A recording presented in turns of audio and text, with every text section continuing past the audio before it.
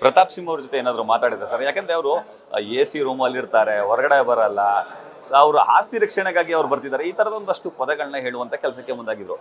ಅವ್ರು ಒಂದಷ್ಟು ಬೇಸರಕ್ಕೊಳಗಾಗಿದ್ರು. ಹೇಗೋ ನೀವು ಅವರೊತ್ತಿಗೆ ಮಾತಾಡಿ ಏನಾದ್ರು?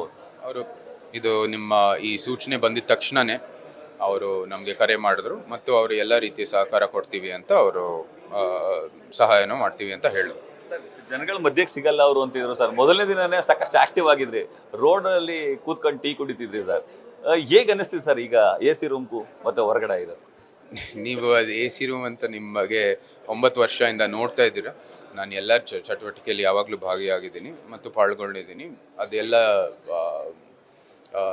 ಯಾವಾಗಲೂ ಈ ರಾಜಕೀಯ ಜೀವನದಲ್ಲಿ, ಸಾರ್ವಜನಿಕ ಜೀವನದಲ್ಲಿ ಮಾಡಬೇಕಾಗಿರೋ ಕೆಲಸಕ್ಕೆ ಎಲ್ಲ ರೀತಿಯ ಸಿದ್ಧತೆ ಈಗ ಆಗಿದೆ. ಅದರ ಒಂದು ಅಧ್ಯಯನನೂ ಕೂಡ ಮಾಡಿದ್ದೀವಿ, ಅದು ಮಾಡ್ತಾ ಹೋಗ್ತಾ ಇರ್ತೀವಿ ಮುಂದೆನೂ ಕೂಡ. ಅದರಲ್ಲಿ ಏನು ನನಗೆ ಸಂಪೂರ್ಣವಾದ ವಿಶ್ವಾಸ ಇದೆ. ಈ ಒಂದು ಹೊಸ ರೋಲ್ಗೆ ನನ್ನ ಎಲ್ಲ ರೀತಿಯ ಸಿದ್ಧತೆ ಇದೆ. ಸರ್, ರಾಜಕಾರಣದಲ್ಲಿ ಟೀಕೆ ಟಿಪ್ಪಣಿಗಳು ಸಹಜ ಸರ್. ಈಗಾಗಲೇ ಟೀಕೆಗಳು ಎದುರಾಗ್ತಿದೆ ಸರ್. ಹೇಗೆ ಸವಾಲುಗಳನ್ನು ಎದುರಿಸ್ತೀರಿ ಮತ್ತೆ ಟೀಕೆಗಳನ್ನ ಎದುರಿಸ್ತೀರಿ ಅಂತ?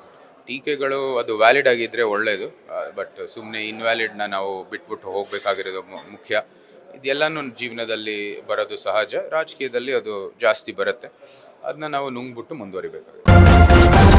ನ್ಯೂಸ್ ಫಸ್ಟ್, ನಿರ್ಭೀತಿಯಿಂದ ನಿಮ್ಮ ಪರವಾಗಿ.